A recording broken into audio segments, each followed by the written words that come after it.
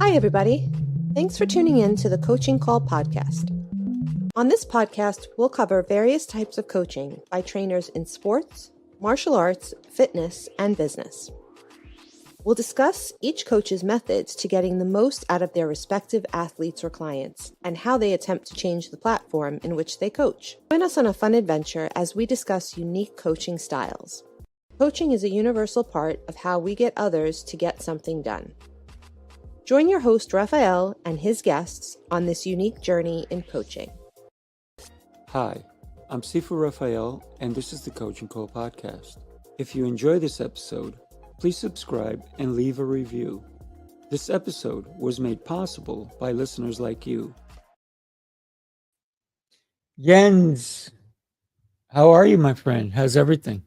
I'm doing great. It's a beautiful morning here in Santa Fe, New Mexico, and I'm super excited about our conversation today, Sifu. Yeah, so am I, my friend. You talked about being in a beautiful place, but you also talked about a little bit of weirdness there. Would you tell us about that? Well, it's funny, actually. I was at an event yesterday, and somebody said, oh, there's this recording that was played on All Things Considered, the NPR show, that talked about how a lot of people from Texas are actually migrating to New Mexico just because of different climate and so forth. And Santa Fe is such a unique city. It feels like you're a little bit isolated from the rest of the country, the state, country, and world. So it's just kind of its own little bubble. So that's why it's a fun place to live. Nice. And so now I want to get to where you are now, to where you came from, if you will. So let's go back to where were you born and who influenced you when you were a little guy? Born in the country of Denmark, almost 54 years ago. Grew up in the southern part of Denmark, in a rural place. Thought the world was pretty little then, pretty small world, right? Just kind of in that local environment. I think the influences back then was definitely, my dad. He always had this idea that he could fix anything. Give him a mechanical problem, he could fix it. No questions asked. The house, the car, the lawnmower. So there was always this idea of like, you're smart enough to figure stuff out. So I carried that with me later on in life. So I'm not afraid of like attempting something new or trying to fix something, because it's like, well, I can probably figure it out one way or another.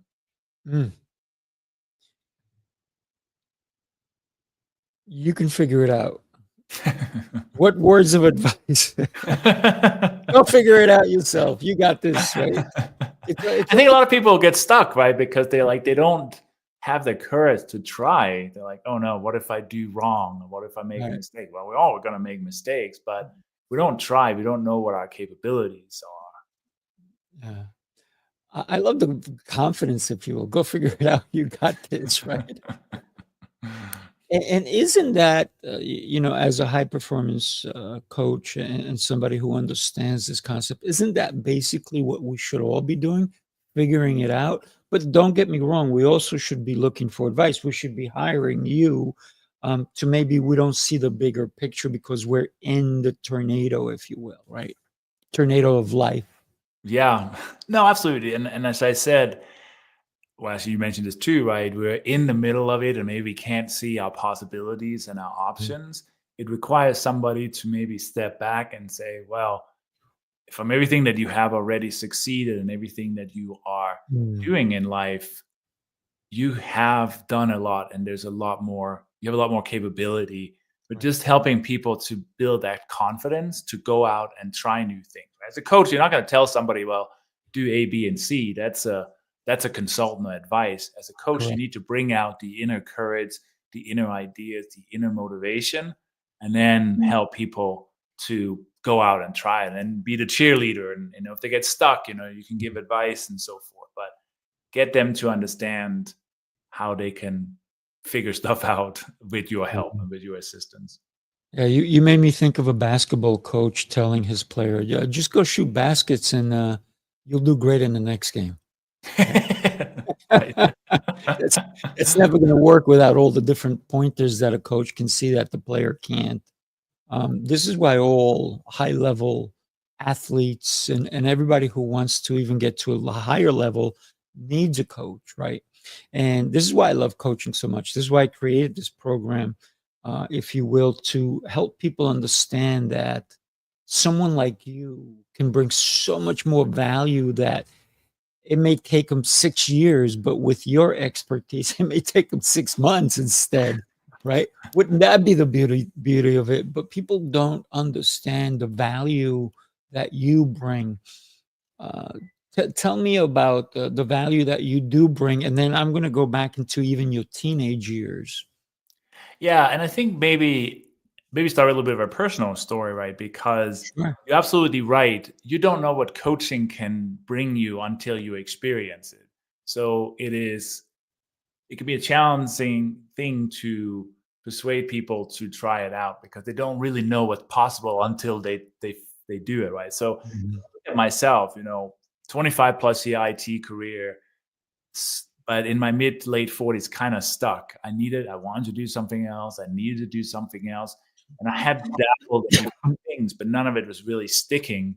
So it wasn't until I hired my own coach like 5, 6 years ago that he started really like helping me see what was possible, got me to take the necessary actions to leave my W-2 job, to fully commit to, my various businesses and to start seeing it, right? And it was a huge, the first time I plopped down a ton of money for this coach, I was like, oh my God, what am I doing? But it just changed my life. And I was like, this was the best investment ever, right? And now tens of thousands or hundreds of thousands of dollars later, I still know that that's the best investment I can do in myself, right? And that's what I try to bring across to people that I talk to, that, hey, you have so much potential, so many ideas, so much greatness in you. Let me help you unlock that so you can take it to the next level, right? So that's kind of the message I'm trying to bring across. Yeah.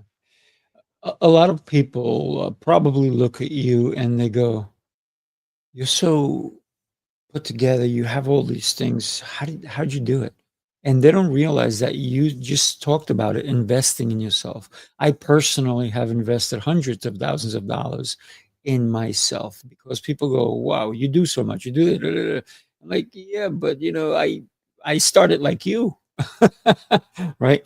So let's talk about your childhood, your teenage years. What was that like? Who would you say influenced you, aside from your family? Teenage years, growing up in rural Denmark, right? Like, it was a small world. It was, Mm, just basically going to school and playing outside and doing things, right? But I early on got, this journey is obviously a long journey, but I early on got really interested in IT and electronics and all these different things, right? So I had this inquisitive mind to build things and do things, right? So as the first computers came, on in the 80s, started getting into that. And I think, beyond my family, I think the influences were definitely some teachers I had in school that taught some of these classes, that were the science classes and the electronics classes that I was really interested in. Those were definitely influential to me.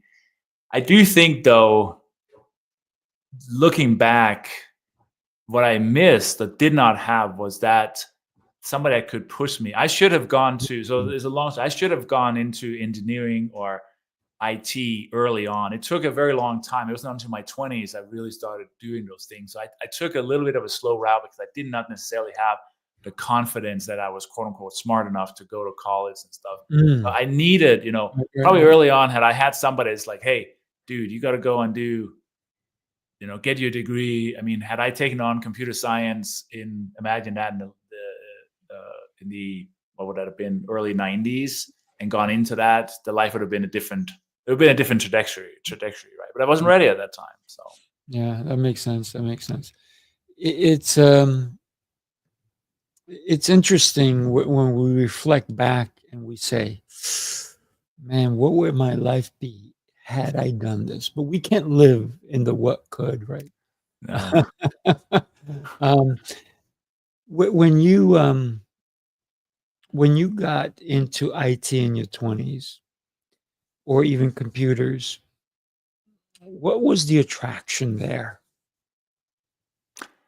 I thought it was just a cool technology, right? And it was easy to understand. I was always a little bit of an introvert, so dealing with people, it's messy, right? I mean, now I deal with people every single day, but Right. it's messy to deal with people because they operate in unpredictable ways.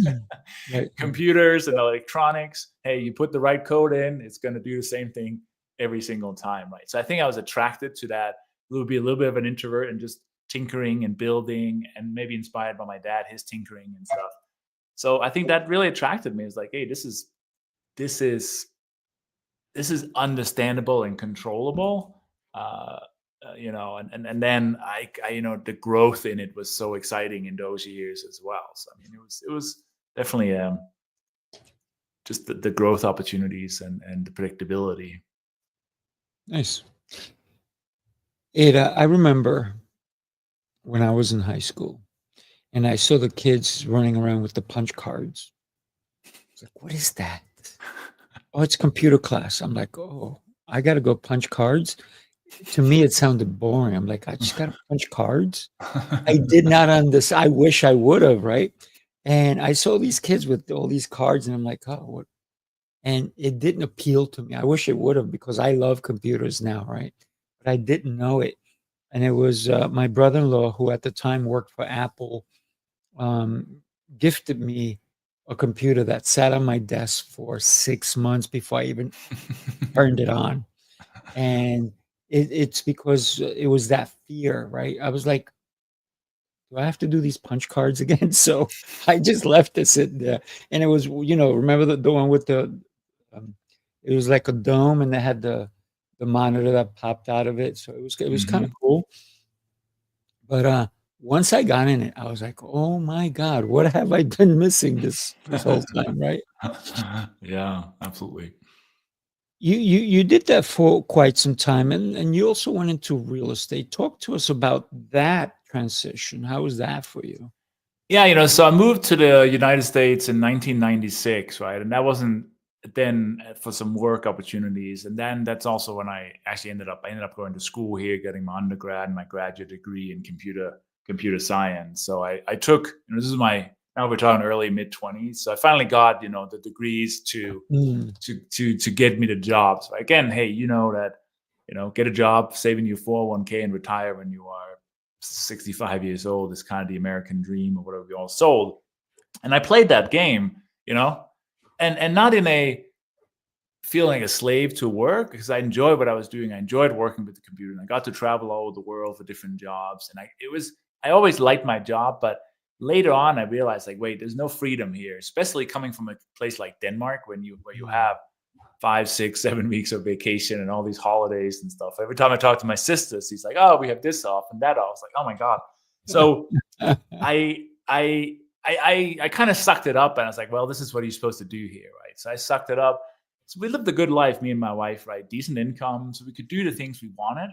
But I realized as I was going into my 40s, I was like, "Wow, I don't want to do this for another 20 years. I mean, I don't want to work in IT for another 20 years with somebody else." But everywhere I looked like another job, right? I could Mhm. start a consulting business, or I could, do whatever. Everything looked like another job. So then I discovered, you know, real estate investing. And when I talk about real estate investing, I'm talking about apartments or Right. other cash flowing assets. Like, oh, wait a minute, you can buy an asset and you can decouple your time from your income. I think that's the one thing that most people don't understand or ever get to, is like decouple your time from your income, passive income. Your tenants pay rent and you can be on a beach somewhere, climbing a That's right. mountain, whatever you're into, right? That started then in the roughly 10 years ago to start buying that. And then suddenly I was like, oh, you can actually make a business out of that. So in the late, in 2018, 2019, I started making a business out of that, growing that through bigger investments and more investors and so forth. Right? So that's the path that we've been on. Um, it led me to be able to leave my job and live, you know, uh, a life of higher level of financial freedom and so forth. A lot of people don't realize that they say passive income. They think that, oh, you're only going to make $100. extra, right? They don't realize that you can literally be on vacation.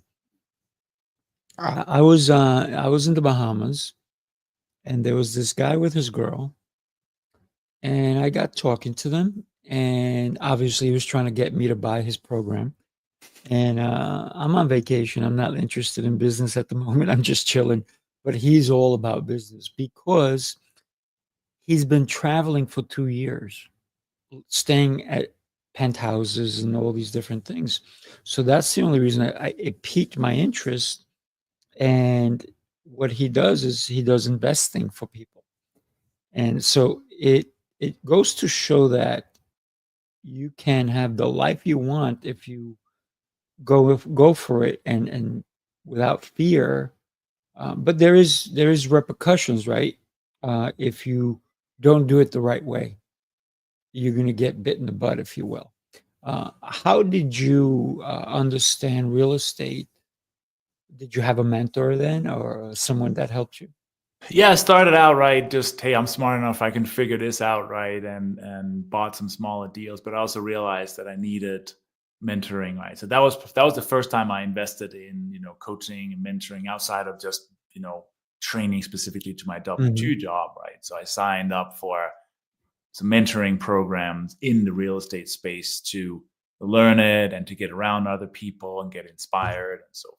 And that was like in the 2017, 2018 timeframe that I got into that, right? And then also that led me to this path around the coaching and the high performance coaching, because I realized we can read books and watch YouTube or whatever on how to underwrite deals, the mechanics. We can learn that all day long.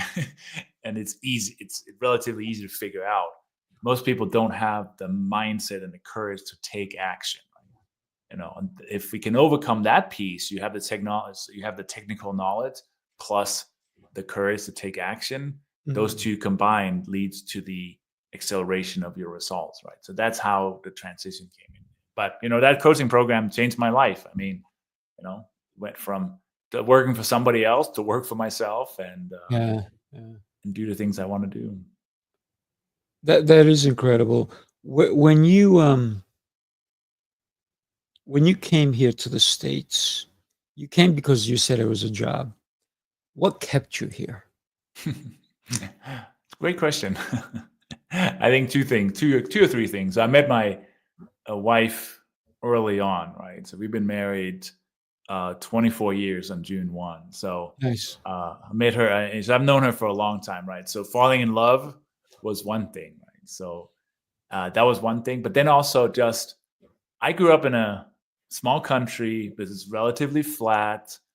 Yeah, there's outdoors, but there's not the kind of outdoors you experience here, right? So after I came here, I fell in love with mountain biking, skiing, hiking, just the great outdoors. And I realized, wow, if I move back to Denmark, it ain't there, right? I would have to be to southern France or northern Europe. So here I'm like, I can look out my door and I have a 11,000 foot mountain and a ski hill just within reach of where I live, right? And things like that. So the outdoors attracted me. And then I think the spirit of opportunity, the spirit of just anything is possible, right? I grew up in a very homogenous country. Everybody looked like us, right? And everybody thought the same way. And there's this kind of attitude towards, well, don't think you're anything better and don't go outside the box and stuff like that, right? It's when you're in it, you don't necessarily realize it, but when you're outside, it's like, oh my God, right? It really holds people back to some degree. Here it's like, hey, go for it, do whatever you want, right? Kind of thing. So. Do you go back and visit? You talked about your sister, right? I was just there in April. I went back. It was a fun trip. I took a coaching client to Paris, France for a few days to kind of give him, he's a young man, immerse him into new cultures and stuff. Right. I love to travel. So went to Paris and he went home, and then I went on to Denmark to visit my family. So my parents have passed, but I have a sister, 3 kids. She has 3 kids and some aunts and uncles and cousins. So I always like to go there and just meet and see what's happening. Although it feels like nothing is happening from time to time. So you're now the outsider. I guess. You're looking in, right? You Mhm. see, you just mentioned that nothing has changed, nothing is really happening. How true is that Yeah, as I an mean, outsider now? it is. Yeah, I mean, that's a hard question, right? Because I don't want to be judgy and say people don't Of change, right? course. Um, I do see my. It's funny, right? So if I look at who has visited us while we've lived in this country, and so I've lived here almost 30 years, right? So my sister and family has visited. I have a younger cousin who has visited multiple times. He probably visited Mm. more than my sister, and that's it on the family side, right? Mm. They can't. Oh, and we usually live on the East Coast in the DC area. That's not that long of a flight from Europe, right? It's a Right. 6-8 hour flight, and you're there. Now getting to where you're now is a lot further. They never. I mean, it was just. I said, you can come, you can stay, no problem. It was just overcoming that whatever fear that is to get on a plane and travel across the ocean, right? So that feels a little bit. It feels. I mean, I've stopped trying to persuade them to come, right? But there's just, oh, we are happy in our little world here, and if we're gonna go on vacation, we'll drive our cars down to southern Germany or something like that. So that feels a little bit hurtful to me that after 30 years they haven't been able to visit, right? And I've gone back there literally every year and a half and stuff like Mm. Well, you can always say, "Hey, you have 6 weeks vacation. Come spend it with me," right? that. My sister is coming here in a month. Her See and her that? family are Look coming. at Yeah. that. Nice. So, Jens, you you did something really cool, and you talked about it, and I don't want to let that go. You talked about you took a client to immerse him in different cultures. Why is that important? Why was it important for him, and why was it important for you? So as a coach, right, I want to keep evolving and try new things because, in this world, hey, most of it is on Zoom. I sit in front of my computer and my Right? client sits in front of his or her computer, right? So that while that works, it's not super immersive or it's not maybe as intensive as you could be if you do spend more time, right? Of course, I don't want to have a job or a business where I travel around the country every single week. So Mhm. so this one individual, he's 28 years old, and he had expressed, it's like, oh yeah, I would like to experience more things. That he had expressed. I said, okay. The idea came, hey, why don't you? Here's an option: 3 days in Paris. We'll do coaching in the morning. In the afternoon, we'll go to the Eiffel Tower and the Louvre and Montmartre and on the river and all these different things, right? And I just planned it out because I love traveling. I love planning myself. So it was easy for me. And he was blown away because he's like, all I got to do is buy my plane ticket and show up. I said, that's it. And pay me some money. Mm. Right. Nice. So I would only do it with people that I really feel like it's worth for me to invest the time in, that I want to hang out with, because you have clients like, oh, an hour is fine. I mean, spending 3 days with him I had to make sure I was energetically aligned with him and get along. And it worked great, right? But it's something I definitely would only do with a handful of clients because they have to fit into my criteria, right? Yeah, that makes a lot of sense. But also you opened his eyes, right? And not only that, but I believe that most coaches would not do what you do, which is immersing them in your world, if you will, and letting them see almost like, hey, you know what, we're going to have an experience that most people will not be able to have. Because guess what? I can't take everybody, but you, my friend, you're special, and I want to share this moment with you, and it probably is going to give you some incredible referrals. Which that little trip, right? We say little 3 days, but to him that was probably huge, and the referrals that you can get from it are beyond, right? And it could be 10 years from now, right? You don't know where he'll be talking to someone and go, oh my God, I need to meet your coach so he can become my coach, right? Right. But it's the little things that make us unique. when we impact someone else without realizing the ripple effect that it does drive for that individual. Because you, like I said, you opened his eyes, but probably wider than you thought. Yeah, I don't know what the long-term effects are going to be. He has started doing things that I think is really impressive. He's like, yeah, Nice. every quarter I go for like 1 or 2 days to a hotel, and I spend a full day just kind of integrating everything that's been going on. So he takes these breaks with himself to do it right. So I see new opportunities for him and I to do stuff, because he's expressed, I would like to go and do some sort of outdoor thing. It's like, all right, let's go climb a mountain. Something like that. I love it. I love it. So are you doing real estate, or you're just doing the coaching part? Or you doing Yes, I both? think I do both, right? So the real estate that's the long-term kind of wealth building, passive income. It does not light me up as much, because it's a pain in at times to deal with that, right? Because you have investors and tenants and all this stuff. And it's been challenging the last couple of years because of cost escalations and interest rates and stuff. I still do it, but my vision now is like, that's going to become more and more passive in the next few years. And the coaching, the mentoring, the business consulting is going to grow. I know that is, it is time for money, because it is, unless I have, group coaching or programs, it's not super scalable. But I don't work 40 hours a week as a coach, right? It's 8 or 10 hours a week, right? Which gives me significant income compared to what I used to do, right? So it works for me, and I love the connection. And this is like kind of this is what lights me up now. Nice. So you have freedom, right? Freedom that you didn't have when you're working a 9 to 5. That's right. Yeah. I haven't worked a 9 to 5 in over 30 years. Good for you. Yeah. So for me, I totally understand where you're coming from. I was sitting with a friend of mine who he has 30. He's got 38 tenants. And he goes, yeah, I'm having trouble with this one. He's got to get out. He's avoiding me. He's not doing this. I said, yeah. I said, so what are you going to do? He goes, well, we already talked, and he's going to be leaving.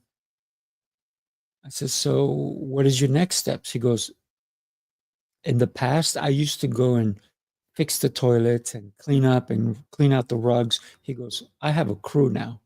He goes, it's easy. But he had to evolve into that process, right? And so every time when he's asked me like to help him with stuff, I'm like, so one of the things, and as a coach and everybody out there listening, is should you be doing work that you can pay somebody else $10, $20 for, when you can be making thousands instead for that same amount of time? And then, so when I started sharing that with him, he's like, that makes so much more sense. I was racking my brain. And I said, well, you don't need to do that anymore, right? He goes, yeah. He goes, great advice. And it's the best advice I've ever gotten. And he goes, now I have a crew. And he goes, they get work from me all the time. So when I call them, they're there because they know that I'm reliable and I'm going to pay them. And so now they take care of all my apartments, right? So it's pretty smart. But so it's about working efficiently so that you can do what makes you shine, right? Mm-hmm. Absolutely. And as you were talking about that, I'm reading this book here, Buy Back Your Time. Yeah, there you go. Which is exactly what you said, right?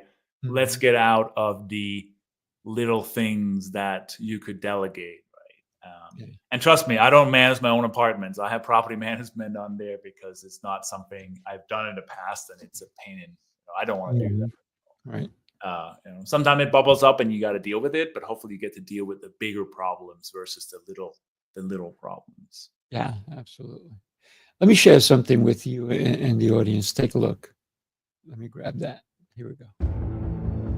You followed the rules, tried the restrictions, counted the carbs, the steps, and the failures. You're not lazy. you're exhausted from doing it all without real change. What if the problem isn't you, but the plan? Sifu's Mind-Body Method is a 90-day transformation built on 7 unshakable pillars: mindset, movement, nutrition, hydration, fasting, journaling, and faith. This isn't another shortcut. It's your structure, your strength, your reset. You don't need harder, you need better. Ready to begin? Start today. That's a passion of mine, right? And that's why I do it, because I do it for myself, but I figured I can share it with others. When you consider, you talked about passion a minute ago, the real estate is building wealth. You talked about working 10 hours and still being able to sustain. What does that do for your soul and your heart, if you will, when you're helping someone? Thank you for asking that question. It actually gave me goosebumps when you asked, right? And that video was wonderful too, because I 100% believe or know that it's a balance, right? To have a full life, it's business, it's health, it's relationships, it's faith, it's movement, all these different things, right? And I try to balance that wheel myself. But what does it do to me? What does it do to me to work with a client? If I can help somebody else to live a life of their dreams, or live a life that they had never imagined, then that, I feel like my legacy lives on in them to some degree. Not in a selfish way, but what is the old saying? You die twice: when your body dies and when people stop talking about you, right? Yeah. So I know that some of my younger clients will remember me for their whole lives, right? So, for example, I have a client. He's mid 30s, late? No, he's around 40 now. He was working. He had an engineering company. He was doing well, but wanted something more. So in our work together, he quit his engineering job. He got into real estate and also some coaching. And now he's living in Spain for 2 years with his 2 young kids. Wow. And he's just traveling around, enjoying life and doing things on his terms, right? Had we never worked together, had I never had the opportunity to influence and coach him, maybe he'd still be stuck in his engineering business, right? So, I mean, that's fantastic. And I'm like, I'm so proud of what you have accomplished, right? It's just so fantastic to see that. It's a good reason to wake up in the morning refreshed and energized, right? When you know that even if you get either an email, a text message, or a phone call, and they're reporting back their success, because their success equals your success in a way, doesn't it? Yeah, absolutely, right. If nothing changed with all my clients, it wouldn't be worth their time or my time. That's right. It's very interesting. With Sifu's Mind-Body Method, I talk to people all the time, and one of the remarks that people say is, "Yeah, I want a real change in my life, but I don't know if I'm ready to do your program." I said, "Okay." I said, "I'm not going anywhere." What do you do when somebody wants what you have to offer, but either it's not the right time, or they don't have the funds, or some other excuse? Because everybody, somehow they carry a suitcase full of excuses. How do you handle that? Yeah, it's something that we all have as coaches, right? We are selling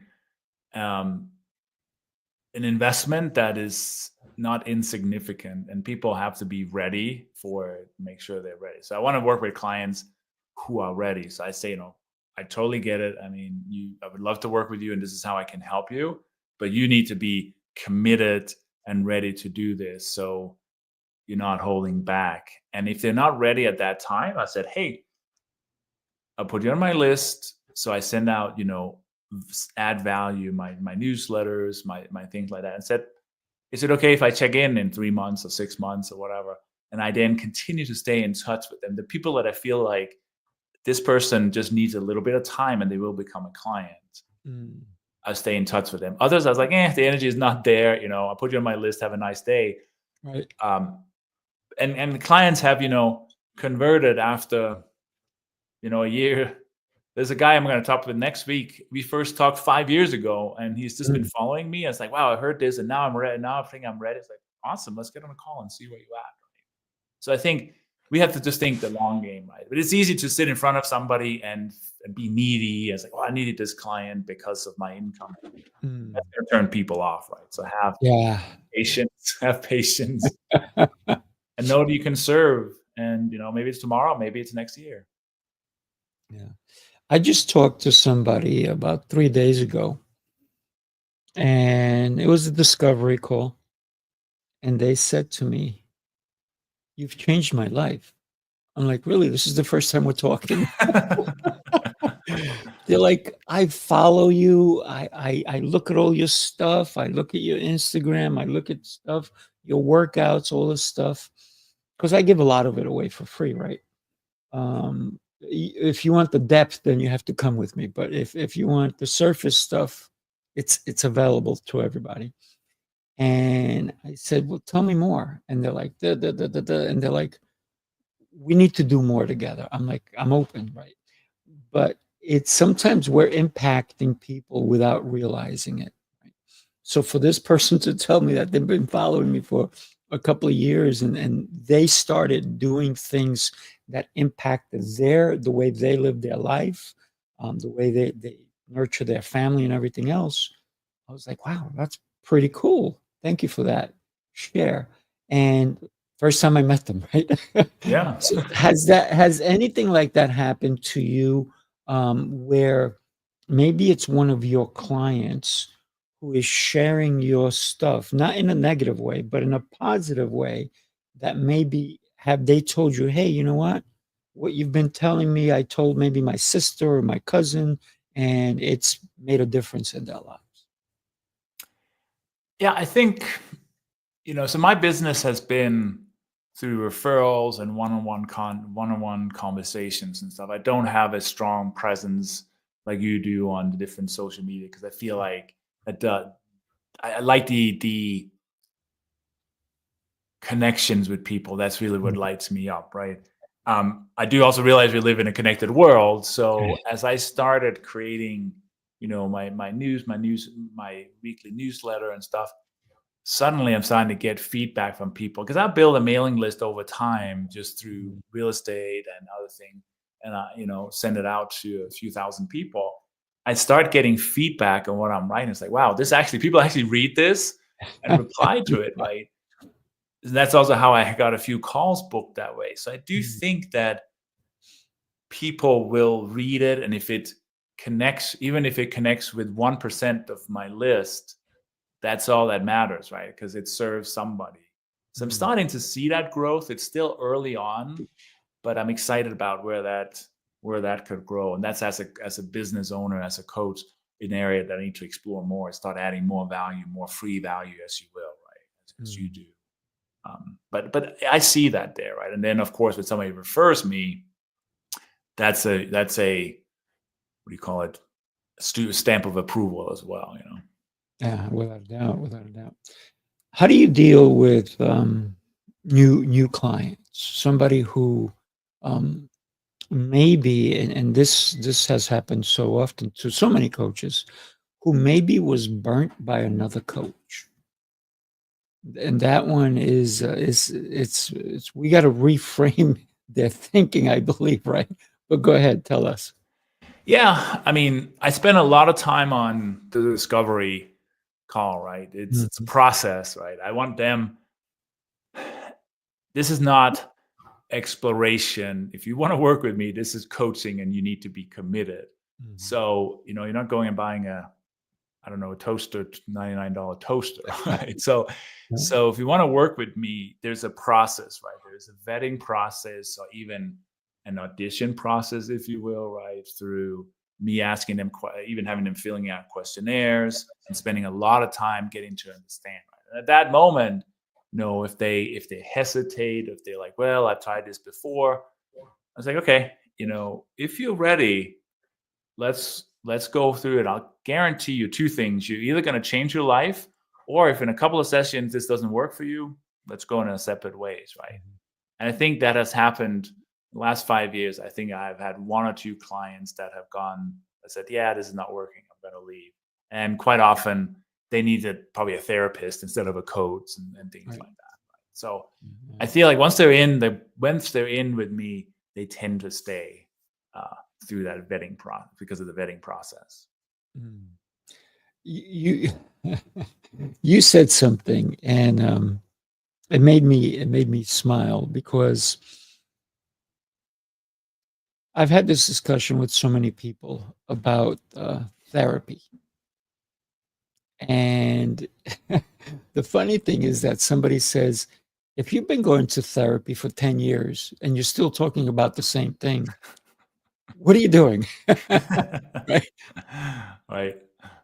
So that leads to that question is, how do your clients advance with you? Yeah. No, and I mean, therapy definitely has its role, right? It has Because its deep value. trauma and all these things, right? Because I'm not trained to deal with. How do I progress clients, right? So I'm not doing. So level 1 coaching is what we call accountability coaching. All right, Sifu, you told me last week you were going to work out 3 times and go on a date with your wife. Did you do it? Yes, no, right? This becomes very repetitive and not very progressive. And, AI can do that for you today if you want that now. No, we have a process, right? We take people through what we call the 5 pillars of high performance, which is clarity or vision, right? What is it you want out of life? Because if people don't know what they want, they tend to do perfunctory goals that doesn't really get them anywhere, right? Then we want to make sure that they have the right energy, mental and physical energy. Obviously, you're very connected to that, right? Do they take care of themselves? Do they eat right? Do they sleep? Do they take breaks? Then we want to make sure they have the courage. Do they truly believe that whatever dream they have, they can make it happen? And that's where a lot of people get stuck, right? It's like, well, I don't. So we work a lot through those hesitations around courage. Productivity. Do you have the right productivity, right? Are you scrolling Instagram all day and answering emails? Are you actually getting stuff done, right? And then finally, do you have influence? Are you able to influence people to get on board with your dreams? So once we progress through the 5 pillars of high performance, that really helps people, right? And it's not like I'm going to go back and check on a bunch of stuff every time, unless they very specifically ask me, check in on this, because I don't want to be an accountability coach. You can hire somebody for $20 an hour to do that. Yeah, no, that makes a lot of sense. Yeah, and I like the fact that you talked about I'm not your accountability coach. If you didn't set yourself up to have success over failure when they hired you. I recently I hired a coach, right? And I knew it was not going to be cheap, because I don't want a cheap coach, right? That's first of all. And then I was on a call, and I said to the group, I said, oh, by the way, I have to go because I'm going to interview this coach. They're like, what do you mean interview? You're hiring them. I said, yeah, but if they're not the right coach, why would I hire them? So I interview a coach, make sure that they have what I want. Because if I just listen to their banter, if you will, then I'm just going to fall into that trap of, I have everything you want. Meanwhile, they really don't. So have you ever been interviewed by a client, and how relevant is that for you? I think every time I have conversations with a potential client, it's an interview, a two-way interview, right? Yeah. Because they want to make sure that I can help them, of course, right? So we have conversations around, what are the challenges they need to overcome, or what is the big dream that they want to achieve, And then I also try to put a little bit of coaching into those conversations and said, okay, what is one step you can do towards that? Or, just put a little bit in so they can get experience my style. And then I also listen for them. Are they open to the coaching, or do they already have all the answers and stuff? Because again, it's a two-way street, right? If I meet with somebody and it's the same conversation every single week, well, forget about it. It's a waste of everybody's time, right? But if they are like, oh yeah, here's some great ideas, and I feel like that's a two-way street, that interview, right? So they're interviewing me and I'm interviewing them, because if it's not a good fit, let's not make move forward. Yeah, no, I agree. What is the number one thing that is a trigger for you when you meet someone? Either yeah, heck yes, I want to work with this person, I know I can help them, or heck no, there's no way, because maybe they're not coachable. I mean, and the heck yes is right, are people that already have done, quote unquote, done some stuff, right? Let's say it's somebody that's in a W-2 job and they want to maybe go fully into entrepreneurship. Have they already, if they have a great idea or they already started a side gig, I want to see some indication of action, right? That's usually yeah, hell yes, right? And then they share their dreams and their passion, and it's a big enough dream that gets me fired up. Right? That's exciting. I mean, I have a potential client that I'm working with, and his dream for this integrated health technology is like, oh my God, this is amazing, right? I want to work with you because it totally connects with me. The no's are, oh, I've worked with these different coaches and they sucked and they couldn't help me, and like the blame, and it's somebody else's fault that they're not getting results, right? And I hear a lot of complaining, a lot of like, oh, I'm a victim, I'm it's somebody else's fault. That's usually a red flag, because suddenly it'll be my fault that they're not making progress, Yeah. And there's also a lack of commitment. It's like, yeah, I don't really know. It's like, no, you're either in and out, man. I don't want to waste my time or your time. There's no fences. Right. You said it earlier. Maybe they need therapy, because if they're blaming everybody, there's something that's missing in their mindset, in their game, right? Yeah. Mandy, how are you? Thank you for joining us. Yes, self-accountability is key, and disciplined action for sure. And when you consider the life you've had so far, what would you, or here's the better question. I had one, but I think this one's a little better. Would you recommend your life that you've had to someone else? That's an excellent question. Hey, you're a good coach. Would I recommend my life to somebody else? I have, I'm 54 this year. I have done a lot of different things in my life. I grew up small country, have traveled the world, have lived in I lived in the UK, I've lived here. I feel like I have done a lot of exciting things with my mind and my body and so forth. I think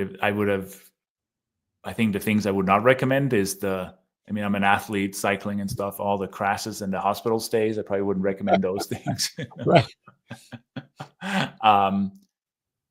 Maybe, and this is obviously a mirror on myself, right? I totally get this, right? But I think the things I would, or if somebody's going to live my life, the things they should do differently is don't wait 25 years to start breaking out and doing your own thing, right? Don't wait till you're in your mid-40s to start breaking out and following your passion. There was too much fear, there was too much uncertainty for a while then. I kept distracting myself with my athletic pursuit, cycling, and so forth. But otherwise, hey, I'm not really complaining. I wasn't ready. Now, when I was, things started happening. Nice. So Jens, how do you change the world? One person at a time. You and I are both aligned. I love that. I mean, I try to influence and coach people to change their lives, and then the ripple effect, right, which we can't see. Yeah. We are living in I'm going to use the word crazy, but volatile world. How do you see coaching moving forward? The type of coaching type of coach that you are, or the type of coach that you see out in the world? So there's always uncertainty in the world, right? Regardless of what decade or year we live in. I do feel like as uncertainty grows and fear grows, the need for coaching becomes even more important. Because as people are afraid of, the economy or the political climate or wars or whatever it is, they create this fear around themselves. And I think a coach can help that individuals to step back and say, okay, what can you control? Where do you need to be focused? Because we can't control what happens in the broader economy and the world, but we can control our own behaviors and reactions and so forth. And that's really where I think coaching becomes important. Now, of course, AI is going to disrupt that in many ways, right? So you got to be a freaking powerful coach that's going to step beyond what AI can do. Right? Yeah. AI has replaced so many different positions, if you will, and it will continue doing so. And you just talked about you have to be an amazing coach because you can get AI to become your coach, if you will. Absolutely. And here was a disturbing thing that I had noticed. I have an autistic client who's 24 years old, and his mother said, "Oh my God, what you have done for my son, he's going to become an old man with you." I said, "Well, thank you." But one day before our session, he was on his phone and he's having a conversation. And I'm looking, and it's before our session. And I said to him, I said, "Who are you talking to?" He goes, "Oh, it's my AI." I said, "Oh." I said, "What did it tell you?" "Well, it told me to do this and told me to do that and told me to do this. But we have to be careful because what if that AI was telling this kid who's 24 years old, but he's really the mind of a 4-year-old? How do we do that? We have to have some controls in place, right?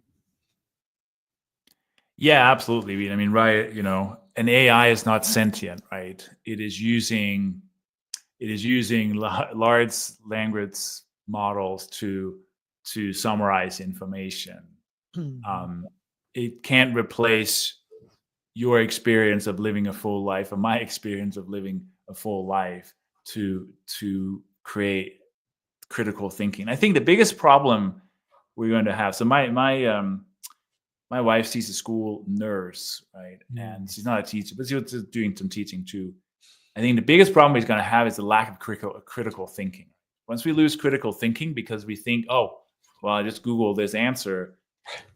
If we lose that, then we're in trouble, right? And I think as coaches, we can continue to emphasize the value of critical thinking and so forth. I'm loving this conversation and the way your mind is thinking. What's the difference for anybody who's not fully aware between a life coach and a high performance coach like yourself? Yeah, I definitely do not like the like, I'm not a life coach, right? Life coach, I feel like, is a little bit of that accountability coach, a little bit of that, like, making people feel good and just like checking in and how are you doing and stuff. I never had a life coach, but that's kind of the experience or the interpretation I have. A high performance coach is somebody that is like, we're on a trajectory of growth there, right? I'm not going to be checking in. You made commitments last time. You're going to do these things at your pace and at your time scale. It is not my problem. I don't need to check in with that every time. I'm going to continue to move forward and push it forward because we do need that, right? Whatever you've gotten to where you have gotten to based upon your prior skills and so forth. If you want to go up here, you got to get with me on this trajectory and this journey towards high performance. Right? And that's where I really continue to push. And there is a system behind it that has been proven to work. Yeah, without a doubt. It I love the trajectory that you're going to keep pushing people. I personally have had to fire clients. What are your thoughts on that? Yeah, I have too. Right, when we've gone through the current engagement, I said, so and so, I've given you all the tools that I have available. You know what you need to do. I can't add any additional value right now until these things have been implemented. And once that's done, let's talk again if you're ready to go to the next level. Because if I feel like it's not going anywhere, it's like they know what they need to do, but I can't push them any further, right? And maybe they need to see a different, because every coach has a different approach. Maybe they need to see somebody else. I had a client, that a woman that she really needed much more somatic, like deep emotional work, which was not my specialty. So I found her a coach that could really help her in that. So she has bloomed and blossomed through that. It's like, great. It's not my expertise, right? So yeah. I love how you just put that together, because it's about getting out of their way because you care, right? If you didn't care, you'd be like, okay, see ya. But you connected her with somebody that can definitely she can benefit from. Absolutely. Where do you see your next 50 years? The next 50 years? Well, I mean, that'll be 140. Listen, I'm gonna invite you to my 100th birthday party. So you got to love it. No, it's continued to, just the impact that I've felt like I've had in the last 5-10 years. I'm not retiring, man. I mean, I'm just continuing to push, right? So it's continuing to grow my skills as a coach, continuing to influence people, continuing to just change the world within my capability, and one person at a time, or one company at a time, right? So I will continue to do that. Yeah, maybe that's bigger seminars, maybe it's other courses and everything else. I don't know the specifics. I know the vision. I know the grand feeling of the direction I'm going in. Love it.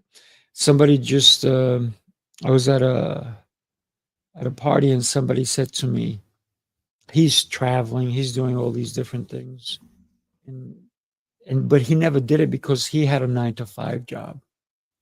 And he said, when are you going to retire? I said, well, first I would have to have a job. That's number one, right? The other thing is, I said, why would I retire? I said, I love what I do. I said, there's no reason for me to retire. So it made him give some thought. And I said, listen, as long as you retired from your job and now you're traveling, you're doing things for you, I said, keep doing that. Don't sit on the couch. He goes, yeah, my son, who's a surgeon, just told me the same thing. I said, that's right. Don't sit on the couch. That's the worst mistake you could possibly ever make. Thank you so much, Jens, for being here with me, for sharing your knowledge and your expertise. I love it. I think we should definitely stay connected, my friend. I'd love to have you on some other shows. Everybody, do me a favor. Share the show, because there were so many golden opportunities for you to take notes. And if you missed them, share them with somebody else. Look at it again. Watch it. Great stuff. Jens, thank you, my friend. Everybody else, Have yourself an Thank you. exceptional rest of the day. Yeah, take care. All right. Bye, everybody.